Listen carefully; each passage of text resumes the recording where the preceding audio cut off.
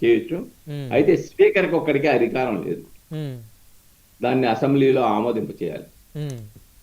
190 sub class 4 కింద వీళ్ళు ఈ విధంగా కంటిన్యూగా 60 days రాలేదు కాబట్టి వీళ్ళు అనర్హులు అని చెప్పేసి శాసనసభ ఆమోదించాలి. డెఫినెట్ గా స్పీకరే రూమ్ లో కూర్చొని నేను డిస్క్వాలిఫై చేస్తున్నా అంటే కుదరదు.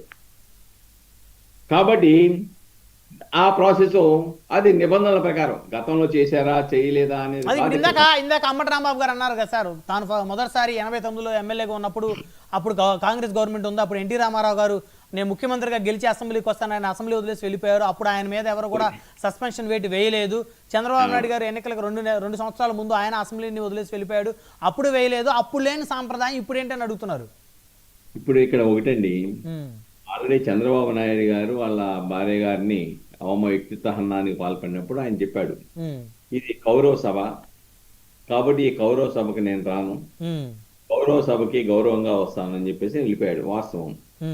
కానీ ఆ రోజు ఆ పార్టీ పేరు మీద గెలిచిన ఎమ్మెల్యేలందరినీ కూడా మీరు వెళ్ళబాకండి చెప్పలా, ఆయన ఒక్కడే వెళ్ళిపోయాడు.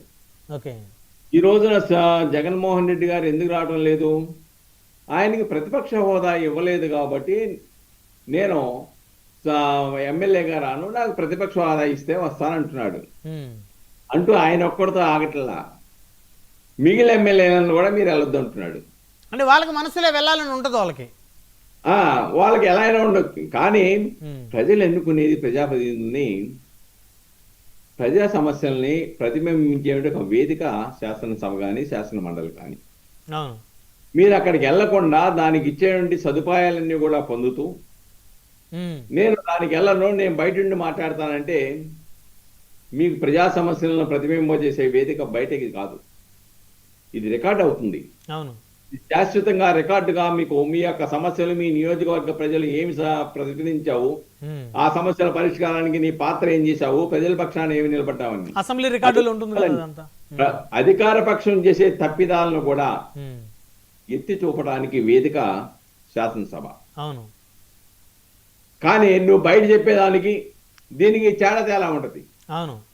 నువ్వు అది ప్రజా వేదిక, ప్రజలు నిర్ధారించిన చట్టబద్ధ వేదిక, అది ఆ వేదిక మీద మాట్లాడాలి అంతే తప్ప సదుపాయాలన్నీ పొందుతూ నేను శాసన మండలి. కానీ ఇక్కడ ప్రతిపక్ష ఇక్కడ వాళ్ళు ఏమంటున్నారంటే మేము తీసేయలేదు కాబట్టి మిగతా వాళ్ళు ఎవరో మేము తప్పు చేస్తే తీసేయకూడదు. కానీ గతంలో చర్య తీసుకోలేదు అని అంటే ఇప్పుడు తీసుకోవద్దనే హక్కు ఎవరికి లేదు. ఎందుకంటే అది రాజ్యాంగబద్ధమైనటువంటి రాజ్యాంగ నిర్ణయమైనటువంటి ఆర్టికల్. అది దాని ప్రకారం చట్ట ప్రకారంగా తీసుకుంటామంటే మేము గతంలో చట్ట ప్రకారం చేయలేదు, తీసుకోలేదు కాబట్టి మీరు ఎలా తీసుకుంటారని ప్రశ్నించే హక్కు ఎవరికి లేదు.